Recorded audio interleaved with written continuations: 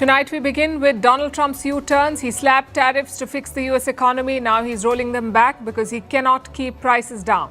He blocked foreign workers to force companies to hire Americans, but they don't have the talent, so he's welcoming immigrants. He blocked the Epstein files, saying there's nothing in them, but now he's been forced to release the same files. What do these U-turns tell you about the US president and the government? Their policies are trial and error. We'll discuss that. Also in focus, why Wall Street lost $2.7 trillion despite Nvidia's strong earnings. What caused the Tejas jet crash in Dubai today? What do China's drills around Taiwan and nuclear-proof island say about Xi Jinping's plans? Is he preparing for war? Why the Trump-Mamdani meeting is such a big deal? Plus a look at the Vantage deepfakes doing the rounds and why this is an issue that must be addressed urgently. How Australia has banned children from social media. Can AI erase money and poverty? What's inside India's booming beauty market and why Kenya's Maasai have taken the Ritz-Carlton to court. All this and more lined up. The headlines first. The Indian rupee crashes to a lifetime low. It slid past the 89.5 mark against the US dollar. The rupee was dragged down by subdued risk appetite and uncertainty over the India-US trade negotiation. The rupee is now among the weakest major Asian currencies. Prime Minister Narendra Modi lands in Johannesburg for the G20 summit. He was greeted with a traditional welcome and cultural performances. This is the first G20 summit on African soil. US President Donald Trump and his Chinese counterpart are both skipping this year's meet. Iran accuses the Western powers of escalating nuclear tensions. This comes after a new resolution by the United Nations' nuclear watchdog. The resolution demands that Tehran provide access to its sensitive nuclear sites. Israel's war with Iran in June had derailed the nuclear talks between Tehran and Washington. Taiwan lifts all restrictions on Japanese food imports. This is the latest show of support for Tokyo amid its diplomatic row with China. Taipei had imposed a ban on food imports from 5 Japanese regions after the 2011 Fukushima nuclear disaster. And the United Nations COP30 deal is under threat as nations clash over fossil fuels. Host Brazil unveiled the draft text of the climate talks today. It made no mention of fossil fuels. Oil-producing nations have been accused of blocking any roadmap to phase out fossil fuels.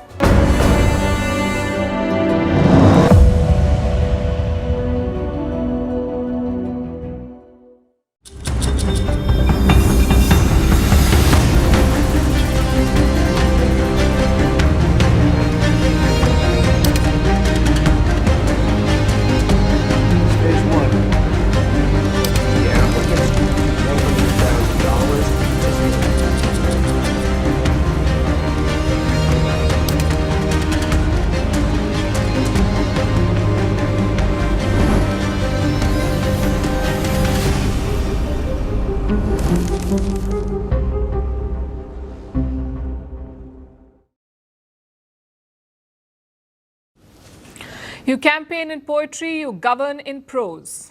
It's a playbook followed by most politicians. They come with populist slogans, they make tall promises, but once they're in office, it's all down the drain. And with Donald Trump, this contrast is even starker. He promised grand moves in policies, but when things do not go to plan, he promptly makes a U-turn. He won't admit the mistake, but he will make a U-turn. Tonight, we'll give you examples, starting with the tariffs. The tariffs were supposed to fix everything wrong with the US economy. The deficit, the sluggish growth, the joblessness, all of it was supposed to be fixed by Trump's tariffs. In a few moments, I will sign a historic executive order instituting reciprocal tariffs on countries throughout the world. For years, hardworking American citizens were forced to sit on the sidelines as other nations got rich and powerful, much of it at our expense. But now it's our turn to prosper, and in so doing, use trillions and trillions of dollars to reduce our taxes and pay down our national debt, and it'll all happen very quickly. That's what he said in April. Cut to November, and he's rolling it all back. A lot of it, actually. Trump has removed tariffs on key food items like coffee and tea, fruits and juices, cocoa and spices, tomatoes and beef, basically things you would find in most American kitchens. He's removing tariffs on them. Until this week, all these items faced tariffs. So why did Trump remove them? Because the tariffs made them expensive for American consumers. Their inflation was rising. Look at the grocery prices in the US. This is for the month of September. Prices were 18% higher than in January 2022. And if you remember, 2022 was peak inflation year. This year, under Donald Trump, it was worse. Around 14% of American families reported food insecurity in 2025. 14%, that's up from 12.5% last year. All thanks to Trump's genius tariffs. They made daily food items unaffordable for Americans. And finally, he's been forced to make a U-turn on them. He's decided to lift the tariffs on food items. Fun fact, this is exactly what Trump officials were warned about. They were told this will happen, that prices will shoot up. Let's rewind to June 2025. Here's what a US lawmaker told Trump's Commerce Secretary. She said, "You can't make bananas in America." What's the tariff on bananas? Americans, by the way, love bananas. We buy billions of them a year. I love bananas. What's the tariff on bananas? The tariff on bananas would be representative of the countries that produce them. There's no uncertainty if you build in America and you produce your product in America, there will be no tariff. We can't produce the concept bananas in of America. Building in America and paying no tariff We cannot, is very, very clear. We cannot Fighting for build imports bananas is in not the America.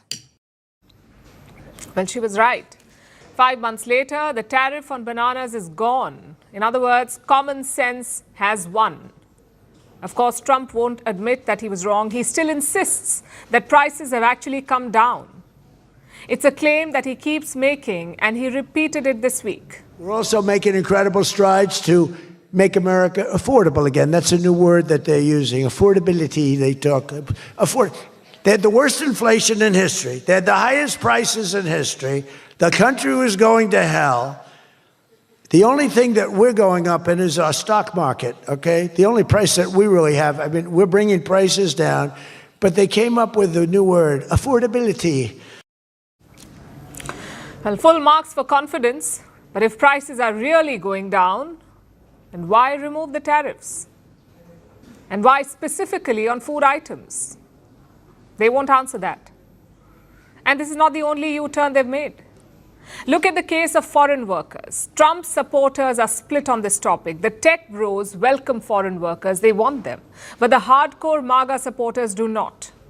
And at the center of the showdown is the H-1B visa. These are special work visas for highly skilled workers, like doctors or engineers or researchers. Around 70% of these H-1B visas are held by Indians. Back in September, Trump tried to curb them. He imposed a $100,000 fee on H-1B visa applications. And the intention was quite clear. You make the visa so expensive that American companies won't hire foreign talent. They'll be forced to hire Americans. That was the idea. Guess what? It did not work. So now Trump is rolling it back. He says the US needs foreign workers, and that you can't randomly ask unemployed Americans to make missiles. That's what Trump has said. Listen to this. Does that mean the H-1B visa thing will not be a big priority for your administration? Because if you want to raise wages for American workers, you can't flood the country with tens of thousands or hundreds of thousands of foreign workers. You also do have to bring in talent. When we have plenty of talented people here. No, you don't. We don't have talented people here? No, you don't have certain talents, and people have to learn. You can't take people off an unemployment line and say, I'm going to put you into a factory where we're going to make missiles. Again, this is not surprising. It is true that the H-1B system is broken, but not in the way that Donald Trump thinks it is. America needs more skilled foreign workers. Maybe the selection process needs a shake-up. Maybe the costs need a rethink, but curbing them is not the solution. Because America does not have enough talent. Look at this survey of employers. 71% of them were struggling to find talented workers, and this gap becomes bigger in emerging sectors like chips. By 2030, there will be 67,000 vacancies in the chip sector. 67,000. We are talking about technicians, engineers, scientists, and America does not have them. It needs foreign workers. Also, this is no secret. Ask any expert and they'll tell you the same thing. But Donald Trump refuses to listen. And now he's getting a reality check. With the rising inflation and the scarcity of talented workers, he's been forced to roll back. Plus, he's under pressure from his own support base. And that has forced another U-turn. I'm talking about the Epstein files. At first, Trump dismissed it. He said there was nothing interesting there. And he refused to release the files, but now he's made a U-turn. He has signed a bill to release the same Epstein files. Jeffrey Epstein case would be of interest to anybody. It's pretty boring stuff. It's sordid, but it's boring. And I don't understand why it keeps going. You just keep going on the Epstein files.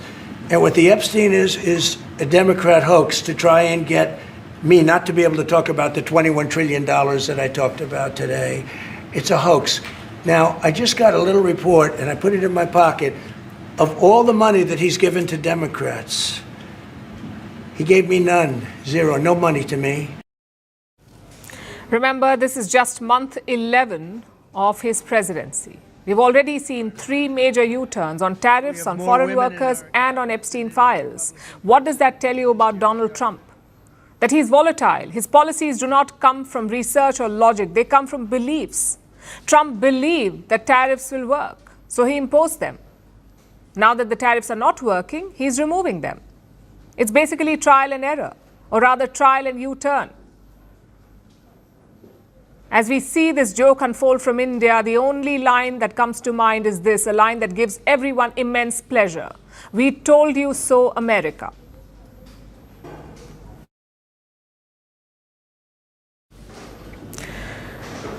A tragic crash in Dubai today. An Indian Tejas fighter jet went down during a maneuver. It was participating in an air show. By all accounts, the pilot did not eject, and now we can confirm that he did not survive the crash. This is only the second time in the history of the Tejas that we've seen a crash. But even before the authorities could begin an investigation into what went wrong, something else happened. Pakistan's so-called journalists and trolls launched a campaign.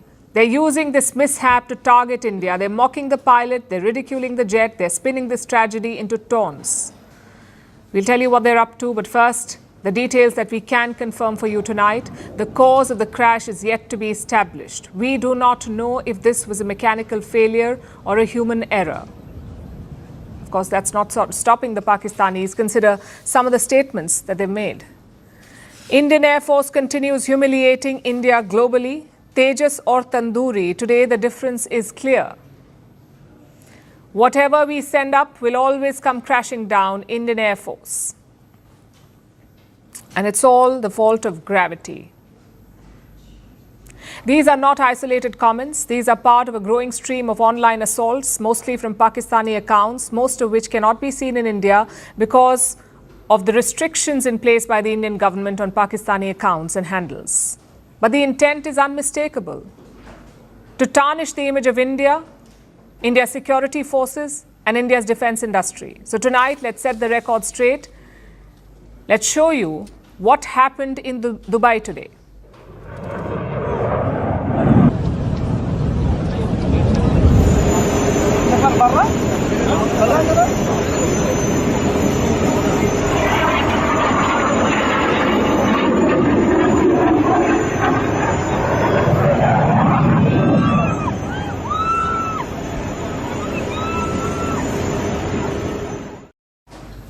It happened around 1:30 p.m. local time. An Indian Air Force aerobatics team took flight. They performed a routine marking India-UAE defense ties. There were crowds watching them from a distance. About 40 minutes into the act, the Tejas jet appeared in the sky. It was performing an aerobatic move. Reports say the jet made a steep vertical climb. Then it seemed to lose power. Moments later, it dropped sharply and crashed into the ground. The reason behind the crash is yet to be ascertained. As of now, it's being called an accident.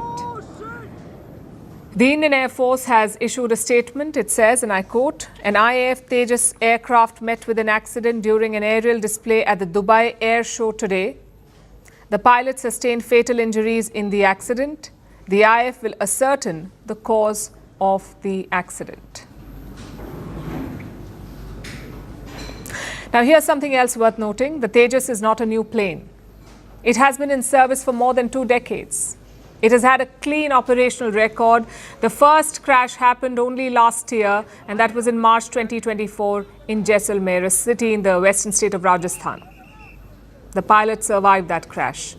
Today's crash in Dubai is only the second ever. That's 2 crashes in 24 years. By all accounts, today's crash was an outlier. The Pakistani handlers, of course, ignore these facts deliberately. At the end of the day, no air force is immune to accidents. What matters is how the system responds, how safety is reviewed, and how the planes are improved from there. And India is already working in that direction. It is building an upgraded Tejas jet. It is called the Tejas Mk-1A. It comes with major upgrades, including a modern radar system and technology to resist enemy jamming. The plane will have the ability to fire long-range missiles and air-to-air refueling. So today's crash is tragic, the pilot's death devastating. But this does not define the Tejas, it does not define India's Air Force, and it does not define India's defense capability. Pakistani handlers did not wait for facts or an investigation or even a moment of basic decency. India's response will be guided by facts, not by trolls, and that is the real story tonight.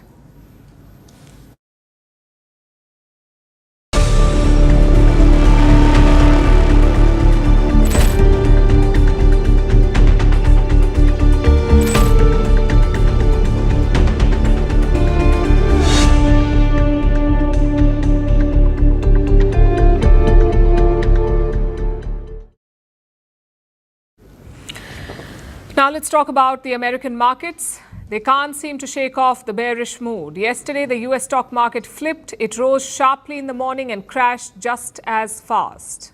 It was the biggest swing that the market had seen since the month of April. It led to losses worth trillions of dollars, and the reason remains the same: the fear of an AI bubble. Investors feel that AI stocks are overvalued, they've risen too much and too fast, and they may crash.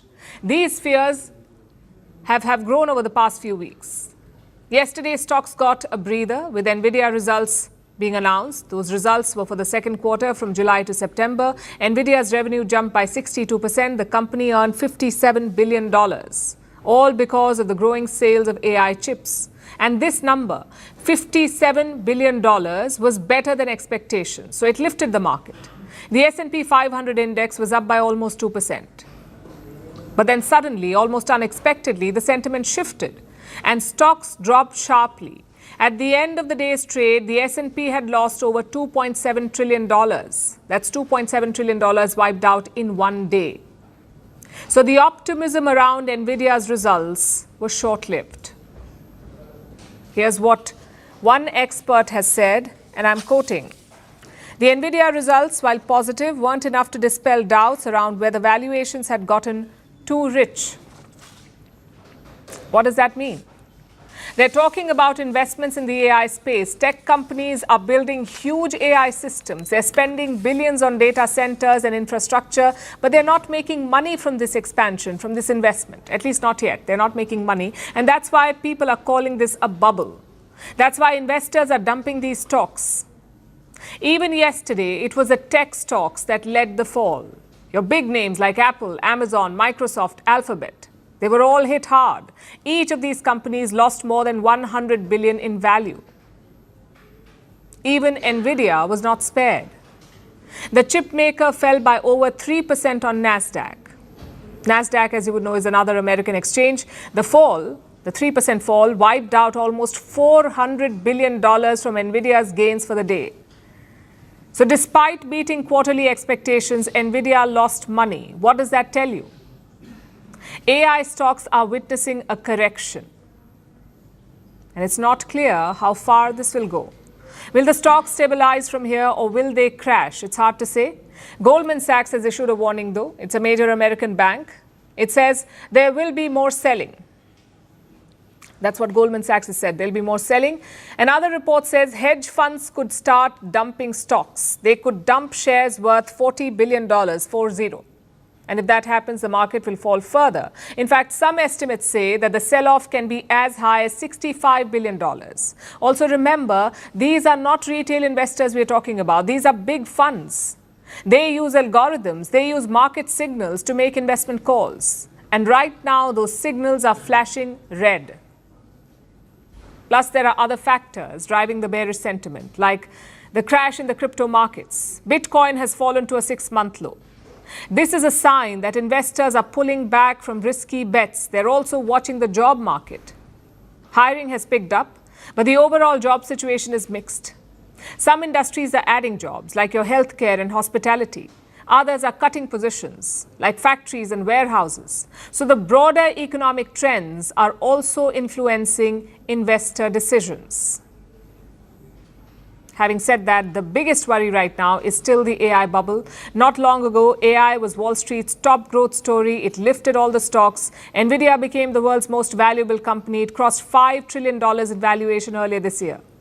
Tech firms rallied alongside. Together, they rode the AI boom. But now they're losing momentum. Investors don't want promises for the future. They want the returns today. They want the profits to catch up with the projections. If not, the markets will continue to fall, or to swing at least, and the AI bubble will deflate, if not burst.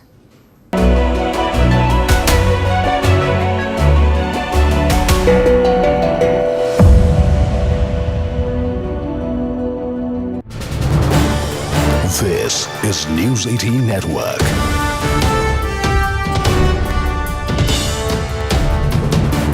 India's largest news network.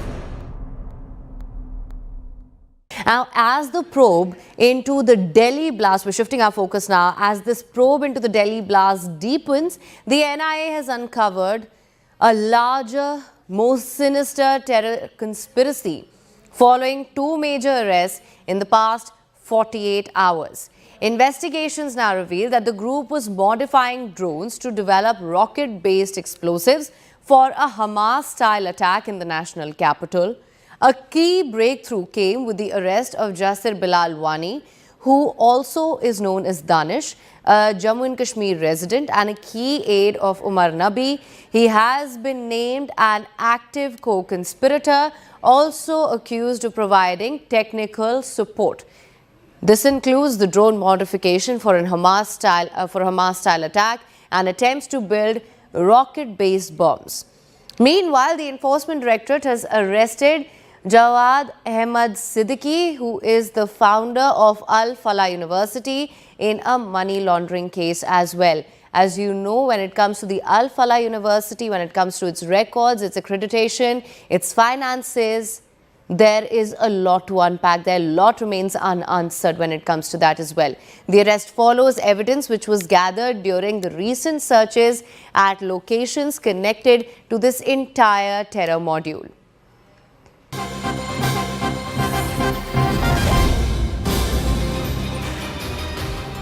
Now, CNN has also accessed order which is sending the Al Falah owners to 13 days ED custody, as I just told you. The founder of the Al Falah University is in custody. Saket Court says his custodial interrogation is imperative to unearth the larger terror ecosystem, the Al Falah ecosystem. Saket Court also noted that the ED submission that only a small part of Al Falah ecosystem has been identified till now. And they've also said that his family members are in the Gulf and he might flee the country as well. So that is a threat that remains. However, the owner has been sent into 13 days custody and that remains imperative. He is a very, very crucial link here. As you know, Al Falah was truly at the center of all the terror that was emerging from this university, and we're yet to uncover what was really going on behind the scenes. For more on this, we have with us Ananya. Thank you so much for joining us, Ananya. We really are learning more and more about this Al Falah University. It only goes to show how far and wide this entire network had spread. Well, absolutely. In fact, this is a big breakthrough that the Enforcement Directorate had as far as the funding of the Al-Falah University is concerned. And the Al-Falah Trust owner was actually taken into custody by the Enforcement Directorate yesterday.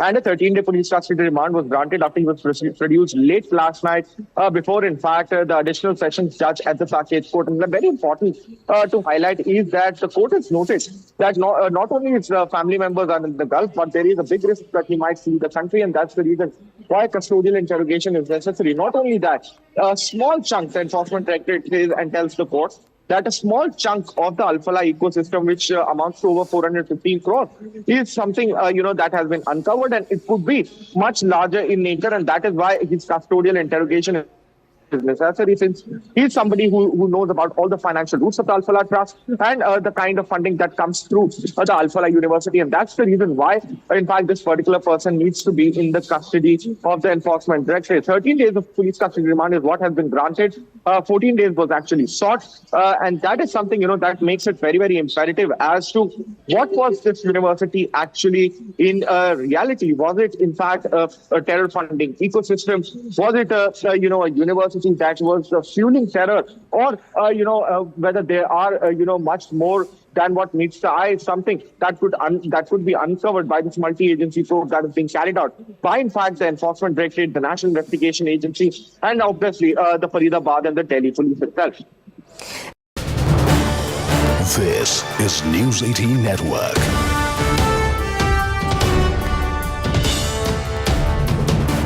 India's largest news network. Now, as the probe into the Delhi blast, we're shifting our focus now, as this probe into the Delhi blast deepens, the NIA has uncovered a larger, more sinister terror conspiracy following two major arrests in the past 48 hours. Investigations now reveal that the group was modifying drones to develop rocket-based explosives for a Hamas-style attack in the national capital. A key breakthrough came with the arrest of Jasir Bilal Wani, who also is known as Danish.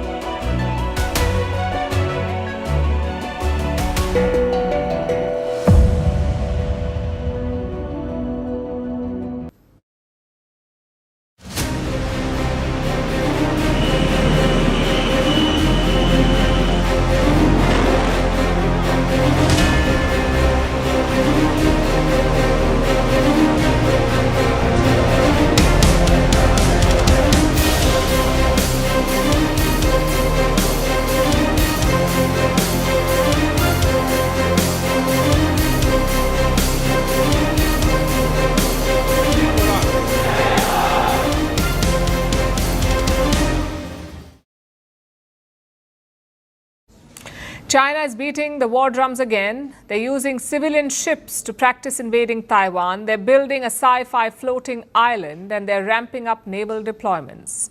All of this has reignited the biggest geopolitical question of this century. Will China invade Taiwan? Let's look at their moves on the ground, or rather at sea. Let me pull up some satellite pictures for you. These were taken throughout this summer. They show the Chinese military practicing how to invade Taiwan. Now, do you notice something off about them? The ships that you see here are not warships. These are civilian vessels. We're talking about your car ferries and cargo ships. More than 100 of them took part in these drills. They practiced landing at a beach in China's Guangdong province. The obvious question is why? Why are civilian vessels part of a drill? We get using Chinese warships to invade Taiwan, but why civilian boats? Well, here's what a former Taiwanese admiral thinks. Yes, is that they are trying to develop a kind of large number of the small amphibious landing ships supported by civilian sector, and during the wartime, they will conduct the multi-point, small, amphibious landing operations. That's the obvious theory. If China wants to take over Taiwan, it must land soldiers there. How many? Experts say they will need as many as 1 million soldiers, anywhere between 300,000 to 1 million. That's how many soldiers China must transport to Taiwan. And how many can they transport? Right now, only 20,000. That is where the civilian vessels come in. They can help increase China's landing capacity. They can transport more troops and supplies, and this idea is not new. Civilian boats were used in the Second World War too. Around 800 of them. They rescued British soldiers from Dunkirk. So China's tactics are not unprecedented, but they do signal the intent to invade. And their preparations do not end here, not with these drills. Like I said, China is also building a sci-fi island. Think of it as a moving fortress in the sea. On paper, it's supposed to be a science and research facility, but listen to the specifications. The whole thing will weigh 78,000 tons. That's around the same as China's largest warship, the Fujian carrier. While ships have one hull, this one will have two. It will be mobile and self-sustaining. 238 people can live on this island for 4 months. No resupplies, no outside contact. They will be self-sufficient. And here's the most interesting part. This structure will have special panels on the outside, panels that can repel nuclear shock waves. Intriguing, isn't it? Why do you want to protect a science facility from nuclear blasts? Why has China made it shock-proof? Because their real intentions may have nothing to do with science at all. This is more like an upgrade on aircraft carriers. China can use these floating artificial islands to project power. Not immediately, though. This island will enter service only in 2028. Which brings us to the question we started with. Is China preparing to invade Taiwan? Well, there are 3 factors to consider. Number 1, the military preparation is not complete yet. China doesn't have enough landing ships to ferry soldiers. Even civilian boats may not be enough. So to invade now is a big risk. Factor number 2, while China is preparing, so is the other side. Taiwan is arming itself to mount a defense. This week, the US approved more weapons for Taipei, an air defense system worth $700 million. And it's not just Taiwan. Other US allies in the region are also arming. Japan has announced a $60 billion defense budget. $60 billion. Australia is set to get nuclear submarines, and the Philippines is getting F-16 jets and Indian BrahMos missiles. Now, we don't know if these countries will actively defend Taiwan, but they're certainly arming to mount a challenge. Which brings us to the final factor, and that is the trade risk. You see, China is dependent on global trade. Around 73% of their oil is imported from outside. Around 20% of their GDP is made up of exports. If that trade stops, China's economy will choke. And Xi Jinping knows this. He has secured alternate energy supplies from Russia. He's invested heavily in green energy. He's also trying to build a powerful domestic market. Despite all of this, China cannot survive without trading. If they invade Taiwan now, their global trade may be halted, either through blockades or sanctions. So to answer the first question, it wouldn't be logical for Xi Jinping to invade Taiwan now. But logic often does not dictate such decisions, and the intent to strike at some point is hard to miss.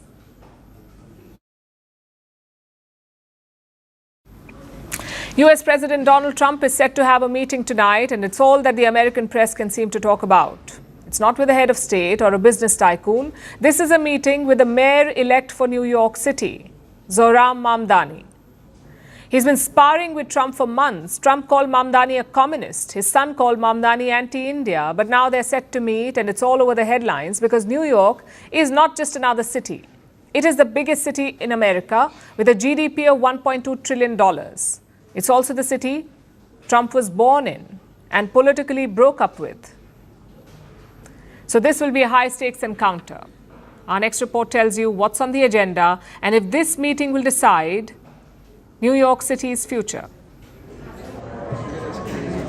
Traditionally, when a new New York City mayor is elected, they get a polite, handshake-heavy courtesy call with the president. The photo op, the pleasantries, the looking forward to working together. This is not that tradition. Before the two have even shaken hands, Trump labeled Mamdani everything from radical leftist to communist. We skipped socialist and we put in a communist instead. That didn't work out too well.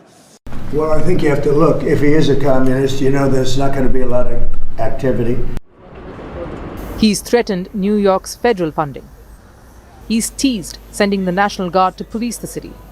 He's even joked about arresting Mamdani. And Mamdani? He responded with a simple message. If anyone can show a nation betrayed by Donald Trump how to defeat him, it is the city that gave rise to him.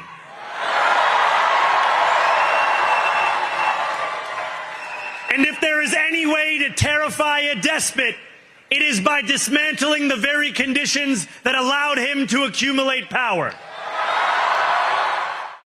So now picture these two walking into a room together. In a statement, Trump said Mamdani had requested for the meeting initially. I think it's very telling, but I also think it speaks to the fact that President Trump is willing to meet with anyone and talk to anyone and to try to do what's right on behalf of the American people. Mamdani also admitted that he had requested for the meeting, adding that he was willing to work with Trump on any agenda that benefits New Yorkers. My team reached out to the White House to set up this meeting because I will work with anyone to make life more affordable for the more than 8.5 million people who call this city home. I have many disagreements with the president, and I believe that we should be relentless and pursue all avenues and all meetings that could make our city affordable for every single New Yorker. Now, Mamdani's predecessors did not get an Oval Office one-on-one with the president. I'm talking about Bill de Blasio and current Mayor Eric Adams. So this is a big deal. On the surface, the stakes are obvious. New York City is the biggest city in the US by population, with over 8 million residents. In 2023, it had a GDP of $1.2 trillion. New York City also depends heavily on federal funding for housing, transit, childcare, disaster aid, policing. A hostile White House can make life extremely difficult for a mayor. But beneath that, both men have much more to lose. He's the first Democratic Socialist elected mayor of America's largest city. His supporters didn't elect him to play nice. They elected him to pick fights about rent, public transit, affordability, policing, and childcare. If Mamdani walks into the Oval Office with too much softness, his base will accuse him of joining the establishment, or worse, selling out. Then there is Donald Trump. Mamdani is a perfect foil heading into the midterms elections next year. If Trump plays too nice, his own base might think he's suddenly collaborating or going bipartisan. But if he plays too rough and tanks NYC's finances, he risks being blamed for chaos in the city that he still claims as one of his life's great love stories. Trump loves New York, but he also loves having a villain. And he hasn't yet decided which role Mamdani will play. Here's the weird thing. There is overlap between Trump voters and Mamdani voters, about 10% in the last election. Call them the working class crossover crowd. People who voted for Trump in 2024 and Mamdani in 2025. People whose main concern is neither ideology nor personality. It's rent. These voters don't care if the mayor is a socialist or the president is MAGA. They care that the groceries cost more than their Uber ride. They want buses to be cheap, streets to be safe, and rent to stop rising. And that's why this meeting matters. Both men are technically fighting over the same thing, ownership of the affordability message. The question is who gets to frame it. Whatever happens in the Oval Office, rest assured, New Yorkers will be the first to feel it.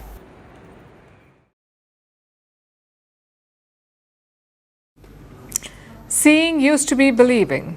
A lot of people thought the earth was flat, but then they saw it wasn't.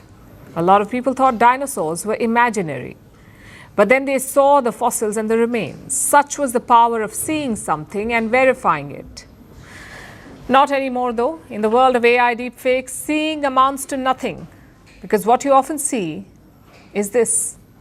Breaking news today, Prime Minister Narendra Modi has approved a summary bill of removing 50% of non-caste Hindus from the Indian Army by the year 2028.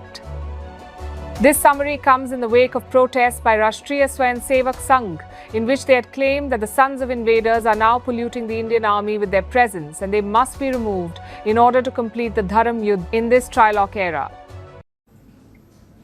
That was a deep fake. It looks like our show, it sounds like our show, but we never carried such a story. In fact, that story is fake too. The Indian Army is not firing non-caste Hindus. It's a malicious piece of fake news. The original video was about India's new air base in Ladakh. Take a look at this. In a breaking news today, Prime Minister Narendra Modi has approved a summary bill of removing 50% of non-caste Hindus from the Indian Army by the year 2028. This summary comes in the wake of protests by Rashtriya Swayamsevak Sangh, in which they had claimed that the sons of invaders are now polluting the Indian Army with their presence and they must be removed in order to complete the Dharam Yudh in this trilogue era. Earlier this week, a new air base was operationalized in Ladakh. India's Air Force Chief, Air Chief Marshal A.P. Singh, landed there himself. He flew in a C-130J Super Hercules plane. The touchdown was in Madnyoma. Let me show you another example. This one involves the Army Chief himself, the Indian Army Chief. He's heard talking about removing non-Hindus from the Army. First, listen to the deep fake, then to the original. Recently, our ranks have been debated whether non-Hindu castes should remain in the Indian Army. I brought this concern to the Defence Minister Rajnath Singh, and his response was unambiguous. By 2028, non-Hindu soldiers must be reduced by over 50%. TRS college आना मेरे लिए बहुत सौभाग्य की बात थी, क्योंकि मैं इस बिल्डिंग के चारों तरफ तो पता नहीं बचपन में कब से घूम रहा था, सन 73 से, परंतु कभी अंदर आया नहीं, तो ये मेरे लिए बहुत बड़ा प्रेरणा स्रोत था. Do you see how troubling this is? The Army Chief was talking about visiting a college, but his video and words were doctored. It was turned into something sinister. And look how real the clip looked, the audio, the sync, all of it looked natural. Also look at the reach. These clips have been shared thousands of times, so clearly there is an agenda here. Consider the first deep fake we showed you. It was shared by an account that claims to be a Sikh activist. His X timeline is filled with fake news. One post is linked to today's Tejas crash in Dubai. He claims Pakistani planes locked onto the Tejas, so the pilot panicked and crashed. Like I said, totally fake. Same with the Indian Army Chief's deepfake. We looked at the accounts that reposted it. All of them have the same pattern, deepfakes against the Indian Army and deepfakes favoring the Pakistani Army. Some of the accounts are also withheld in India. So chances are they operated from across the border. They're operated from across the border. Like I said, there's a clear agenda here. There is an attempt to sow communal divisions in India, to spread fake news about India's army, to split our soldiers along communal lines. The question is, why is no one stopping it? Last we checked, all these videos are still available on X. There's no community note, there is no AI label, there is no fact check. So what is the solution? Here in India, the government is mulling new AI rules. They would mandate AI labeling for deepfake content. And the onus is on social media firms. They must comb through the content on their platform. If they find deepfakes, they must label it. If not, they can be taken to court. Now, to be fair, some tech companies have taken positive steps like Meta and Google. They already put AI labels on deepfakes, but clearly a lot more needs to be done. Our focus should be on preventing such problems, because complaining later is not effective. You reach out to X, they may or may not take action. By then, thousands have already seen that deepfake. So our focus should be on prevention, and we can't just depend on the government. We must look to the judiciary as well. Indian courts are hearing several cases linked to deepfakes. Most of them have been filed by celebrities. They're asking the courts to protect their personality rights, basically to shield their likeness, voice, and so on. Let's see if the courts extend this protection based on existing laws. If not, the parliament may have to step in. In the meantime, what can you do? It will take time for the system to fight deepfakes. So what can you, the user, do in the meantime? Well, deploy all your senses. Watch the videos closely to spot red flags. Maybe a glitch or a lack of sync. That usually means that the video is a deep fake. Also think about what you just saw. Does the news sound too good or too bad to be true? Does it sound far-fetched or unlikely? If yes, then do your own research. Maybe download an application that checks for deepfakes. But most importantly, do not hit share. We say it's better to be a victim of deepfakes than a perpetrator.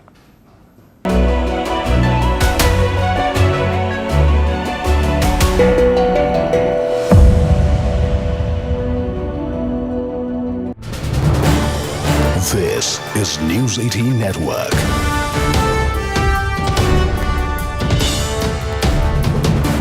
India's largest news network. Now, as the probe into the Delhi blast, we're shifting our focus now, as this probe into the Delhi blast deepens, the NIA has uncovered a larger, more sinister terror conspiracy following two major arrests in the past 48 hours. Investigations now reveal that the group was modifying drones to develop rocket-based explosives for a Hamas-style attack in the national capital.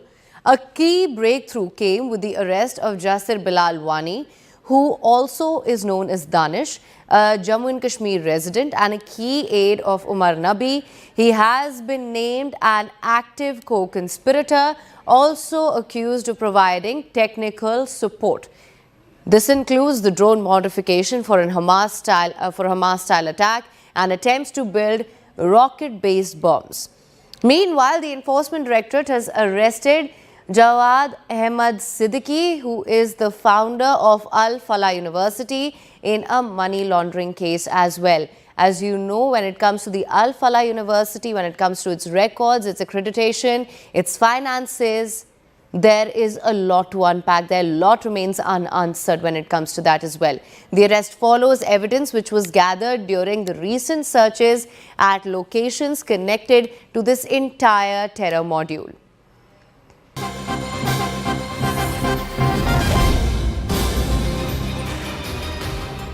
Now, CNN has also accessed order which is sending the Al Falah owners to 13 days ED custody, as I just told you.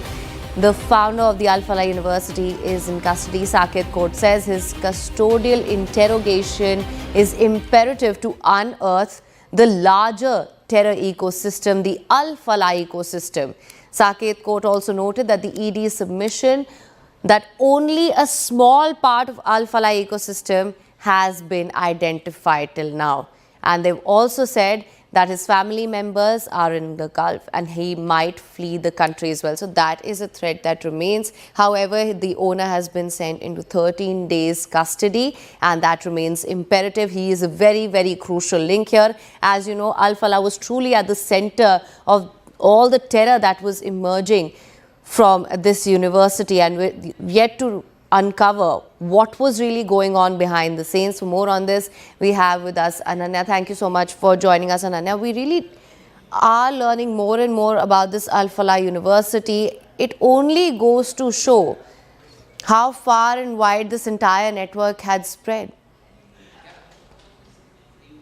Well, absolutely. In fact, this is a big breakthrough that the Enforcement Directorate had as far as the funding of the Al Falah University is concerned. And the Al Falah Trust owner was actually taken into custody by the Enforcement Directorate yesterday. And a 13-day police custody remand was granted after he was produced late last night before, in fact, the additional sessions judge at the Saket Court. And very important to highlight is that the court has noted that not only his family members are in the Gulf, but there is a big risk that he might flee the country. And that's the reason why custodial interrogation is necessary. Not only that, a small chunk, the Enforcement Directorate says and tells the court that a small chunk of the Al Falah ecosystem, which amounts to over 415 crores, is something, that has been uncovered, and it could be much larger in nature. And that is why his custodial interrogation is necessary, since he's somebody who knows about all the financial roots of the Al Falah Trust and the kind of funding that comes through the Al Falah University. And that's the reason why, in fact, this particular person needs to be in the custody of the Enforcement Directorate. 13 days of police custody remand is what has been granted 14 days was actually sought. And that is something, that makes it very, very imperative as to what was this university actually in reality. Was it, in fact, a terror funding ecosystem? Was it, a university that was fueling terror? Or, whether there are, much more than what meets the eye, something that could be uncovered by this multi-agency probe that is being carried out by, in fact, the Enforcement Directorate, the National Investigation Agency, and obviously the Faridabad and the Delhi police itself. This is News 18 Network.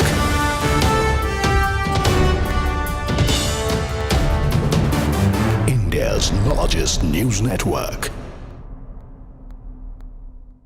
Now, as the probe into the Delhi blast, we're shifting our focus now, as this probe into the Delhi blast deepens, the NIA has uncovered a larger, more sinister terror conspiracy following two major arrests in the past 48 hours. Investigations now reveal that the group was modifying drones to develop rocket-based explosives for a Hamas-style attack in the national capital. A key breakthrough came with the arrest of Jasir Bilal Wani, who also is known as Danish, a Jammu and Kashmir resident and a key aide of Umar Nabi. He has been named an active co-conspirator, also accused of providing technical support. This includes the drone modification for an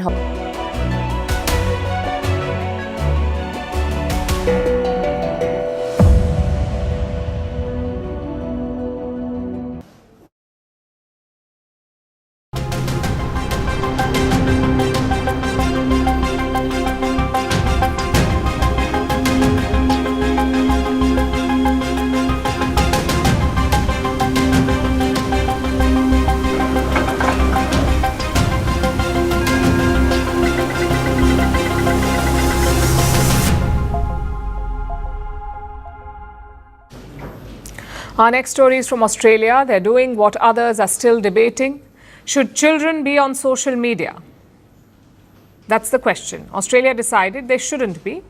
They passed a law last year, and next month it comes into effect. Starting December 10th, all children in Australia under the age of 16 will be barred from social media. They cannot have social media accounts. No other country in the world has a law like this. Australia is finally enforcing it.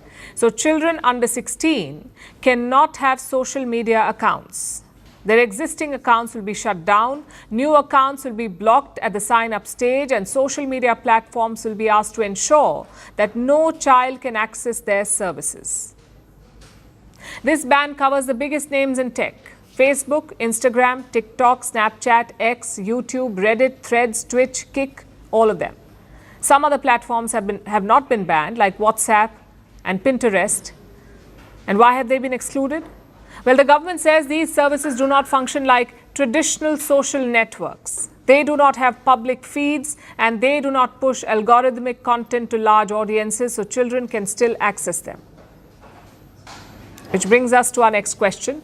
Why is Australia doing it? Why this sweeping social media ban?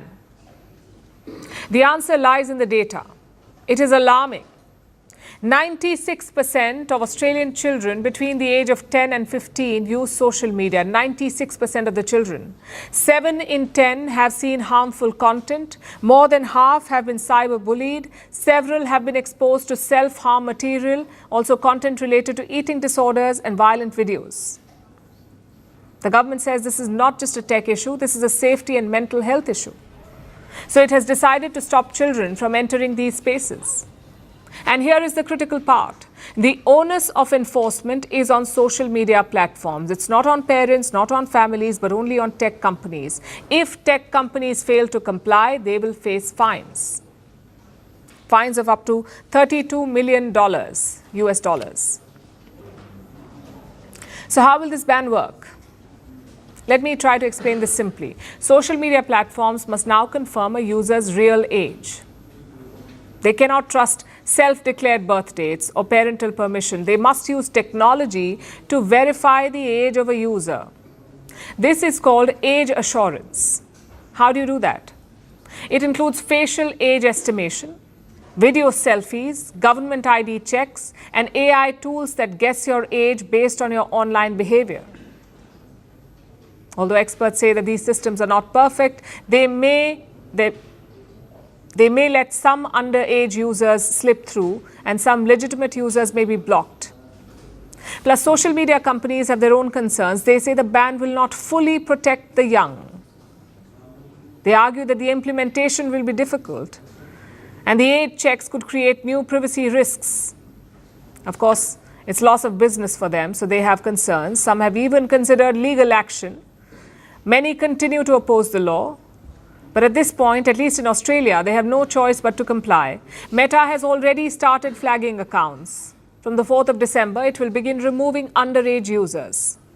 Others have also agreed to enforce the rules, and the world will be watching all of this closely. Do bans like these work? Do they keep children safe online? Because this is not just an Australia story. It is a global story. Many countries are trying to protect children online. All of them should. But none has gone as far as Australia. In the US, several states have tried new rules only to be blocked by the courts. In the UK, they have new safety rules. Tech companies face large fines, even jail time for executives if they fail to protect children, if they allow children or allow illegal or harmful content to reach children. Other European countries have different rules. They allow children to use social media, but only with parental consent. Like I said, Australia is the only country with a full ban, and experts are still divided on it. One side says children need protection. The other side says the ban is too easy to evade, and it may even push children to explore more dangerous spaces on the internet. They may try something else, more dangerous. But Australia has made its choice, and its results may shape global policy going forward. If you scrolled your Instagram for 5 minutes, you would think everyone is suddenly a beauty influencer. Every third reel features some beauty product. Someone is rubbing snail mucin or comparing 12 sunscreens or reviewing a serum that costs more than your rent or explaining the difference between niacinamide and retinol. But here's the thing.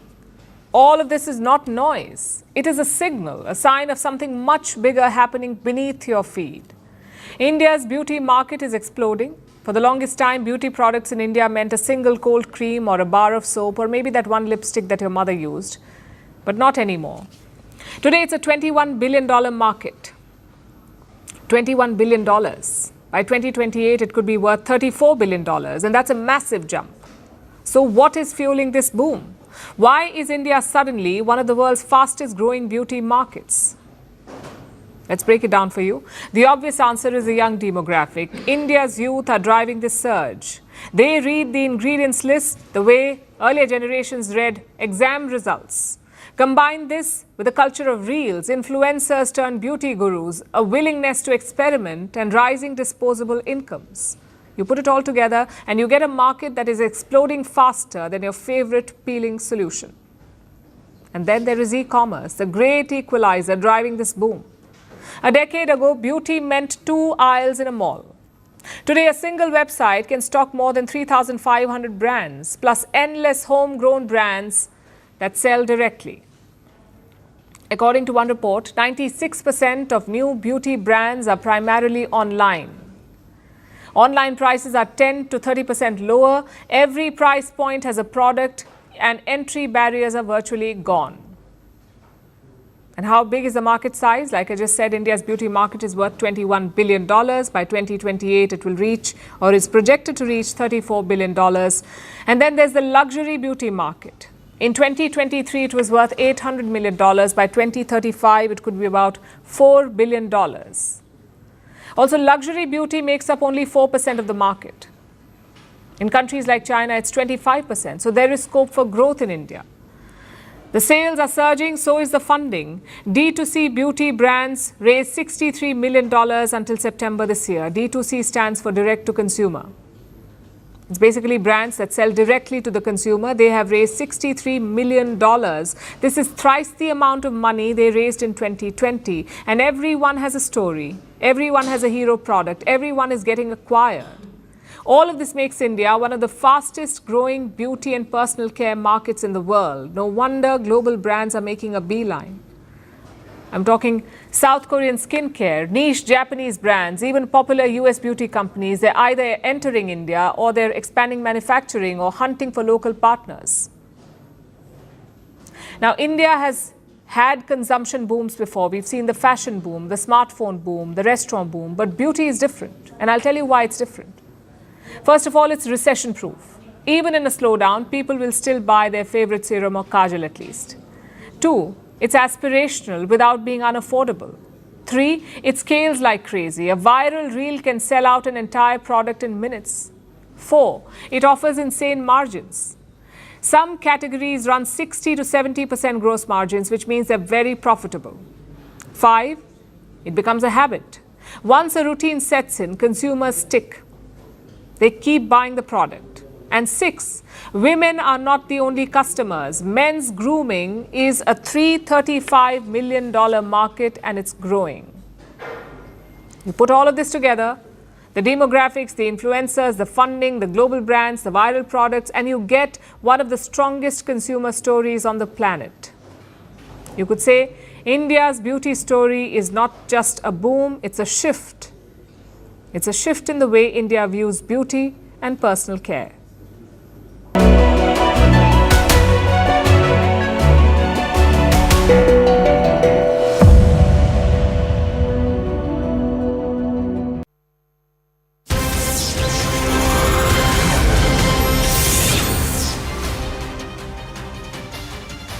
Hello and welcome to the late night edition with me, Mahima. Lots lined up for you on this bulletin, but first up, the headlines. 2-member CBSE panel flags glaring lapses by the Jaipur school where a 9-year-old girl jumped to death from the 4th floor. Report reveals girl went to her teacher minutes before the incident but was shouted at. An Indian Tejas fighter jet crashed during aerial display at Dubai Air Show. Pilot killed in